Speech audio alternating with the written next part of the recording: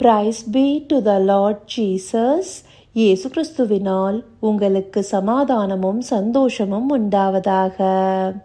நேற்றைய தினத்தில் பிதாவானவர் எப்படி இயேசு கிறிஸ்துவ தேவனுடைய ராஜ்யத்தை குறித்தும் வார்த்தையை குறித்தும் பிரசங்கிக்கிறதுக்காக இந்த உலகத்திற்குள்ளார அனுப்பினாரோ, அதே போல இயேசு கிறிஸ்துவும் தன்னுடைய சீஷர்களை தேவனுடைய ராஜ்யத்தை குறித்தும் அவருடைய வார்த்தை குறித்தும் பிரசங்கிறதுக்காக இந்த உலகத்துக்குள்ளார அனுப்பினாருங்கிறத பார்த்தோம். அது மாத்திரம் இல்லை, இந்த சீஷர்கள் செய்த அப்போஸ்தல ஊழியங்கள்னால அவங்க கொடுத்த மூல உபதேசங்களின் மூலமாகவும் நாமளும் தேவனுடைய ராஜ்யத்தை குறித்தும் தேவனுடைய வார்த்தை குறித்தும் அறிந்து கொள்ள முடிந்தது. அதுதான் நம்மளை விசுவாசத்தில் வளர்க்கிறதாகவும் இருக்கு.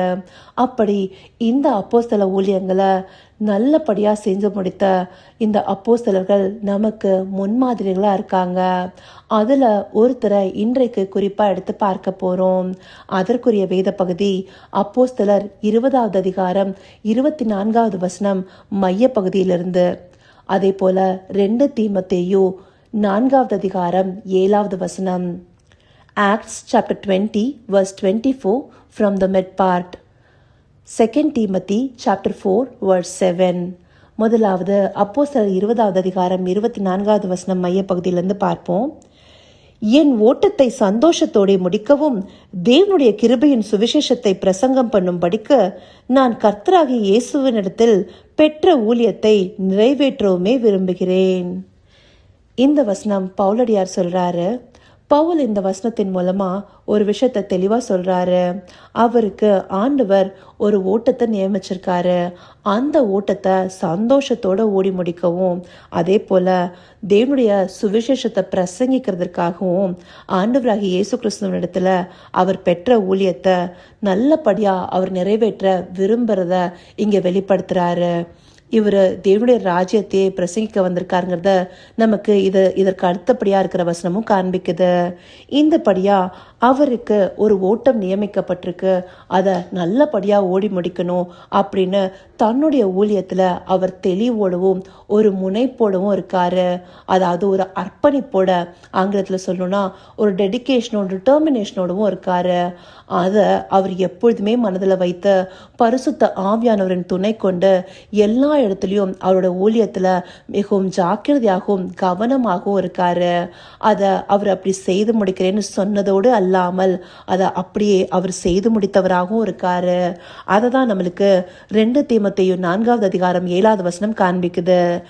நல்ல போராட்டத்தை போராடினேன், ஓட்டத்தை முடித்தேன், விசுவாசத்தை காத்து கொண்டேன். இந்த இடத்துல அந்த ஓட்டத்தை நல்லபடியா ஓடுனாங்க துவங்கினதை இங்க ஓட்டத்தை முடித்தேன்னு சொல்லிட்டு நிறைவு செய்யறாரு. ஏன் ஓட்டத்தை முடித்தேன்னு சொல்லிட்டு இங்க நிறைவு செய்யறாரு?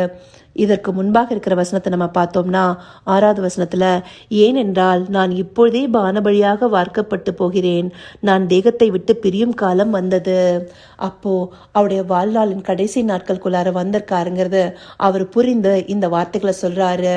அவர் எந்த டிட்டர்மினேஷனை கையில் எடுத்திருந்தாலோ, அதாவது ஆண்டவர் அவருக்கு நியமித்த ஓட்டத்தை சரியா முடிக்கணும், அந்த ஊழியத்தை சரியா நிறைவேற்றணும் அப்படிங்கிற விருப்பத்தோடு தொடங்கின அவர் இந்த வசனத்துல அவருடைய காலம் முடிய போது தெரியும் போது நல்ல போராட்டத்தை போராடினேன், ஓட்டத்தை முடித்து கொண்டேன்னு சொல்லிட்டு அதை கான்பிடண்டா வெளிப்படுத்துறாரு இல்லையா?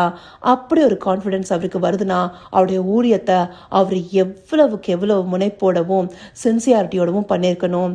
அந்த இதை பார்க்கும்போது நாமளும் இதுல இருந்து கற்றுக்கொள்ளணும்.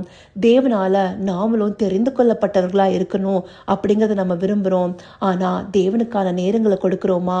இந்த டெடிகேஷனும் சின்சியாரிட்டியும் நமக்குள்ளார இருக்கா? எப்போ நாம இந்த விஷயத்துல எல்லாம் ஒரு டிட்டர்மினேஷனோட செயல்படுறோமோ அப்பதான் நம்மளாலையும் ஒரு கான்பிடென்ட்டோட இந்த பிரியான வார்த்தைகளை சொல்ல முடியும் இல்லையா? இங்க நம்மளுக்கு அப்போஸ்தலனாகிய பவுல் முன்மாதிரியா வைக்கப்பட்டிருக்கிறாரு. நாம இந்த நாட்கள்ல நம்முடைய அன்றாட அந்த ரொட்டீன்குள்ளார சரியா அதை பார்க்கறதுக்கே இருக்கும்.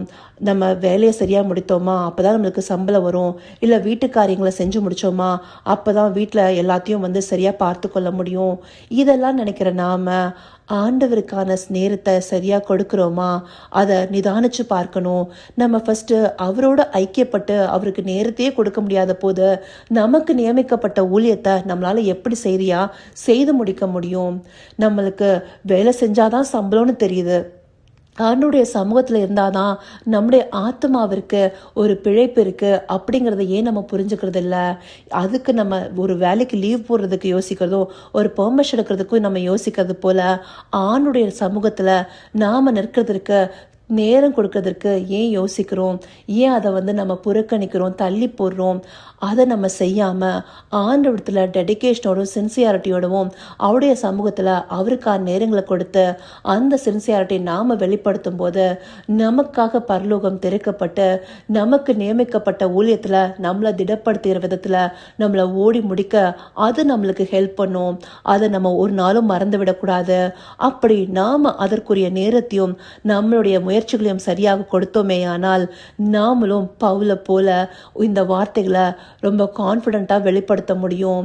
இதை நாம் அறிந்து கொள்வதற்காகவே தேவன் இந்த வசனத்தை நம்மளுக்கு காண்பிக்கிறாரு.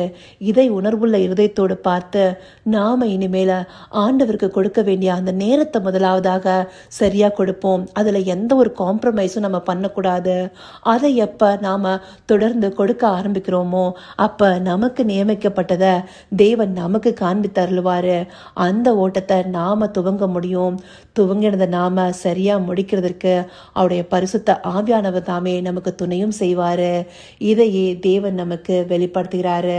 அதற்காக அவருக்கு நன்றி தெரிவிப்போமா? கர்த்தாவே, தேவாதி தேவனே, உமக்கே இந்த வேல் நன்றி செலுத்திறோம் ராஜா. அப்பா, உம்முடைய அடியானாகிய பவுல் எப்படி தன்னுடைய ஓட்டத்தை நல்லபடியாக முடிக்கணும்னு நினச்சாரோ அந்தபடியாகவே அந்த ஓட்டத்தை நல்லபடியாக நான் முடித்திருக்கேன்னு சொல்லிட்டு வெளிப்படுத்துகிறாருப்பா. அந்தபடியான ஒரு கான்ஃபிடென்ஸ் எங்களுக்கு வரணும்னா முதலாவதாக நாங்கள் உமக்கு கொடுக்குற நேரத்தை ஒரு காம்ப்ரமைஸ் இல்லாமல் அனுதினமும் கொடுக்கணும் ராஜா. அப்பா, தாவீதை போல தானியேலை போல அந்தி சந்தி மத்தியான வேலைகள்லையும் அப்பா உம்மை நோக்கி பார்க்கணும் ராஜா. உம்முடைய பிரசன்னம் எங்களை எப்பொழுதும் சூழ்ந்து கொண்டிருக்கணும். உம்முடைய வார்த்தைகள் எங்களை வளர்த்து நாங்கள் அந்த வார்த்தைகளை பிரதிபலிக்கிறவர்களாக மாறணும் ராஜா. அப்படி இருக்க உம்முடைய ஊழியத்தை சரியாக நாங்கள் எடுத்து செய்யறதுக்கும் அந்த ஓட்டத்தை நாங்கள் சரியாக முடிக்கிறதுக்கும் எங்களுக்கு உம்முடைய பரிசுத்த ஆவியானோட துணையும் இருக்குமே தகப்பனே. இதை நாங்கள் அறிந்து கொண்டு அந்தபடியே நடக்கிறதுக்கு எங்களுக்கு தயவு பாட்டுங்க ராஜா. அப்படின்னு நீங்கள் நடத்த போகிற கிருபைக்காய் நன்றி. சகலவித துதி மகிமை கனம் யாவும் ஒருவருக்கே செலுத்திரோம். இயேசு கிறிஸ்துவின் மூலமாய் வேண்டிக் கொள்கிறேன் பிதாவே. ஆமென், ஆமென்.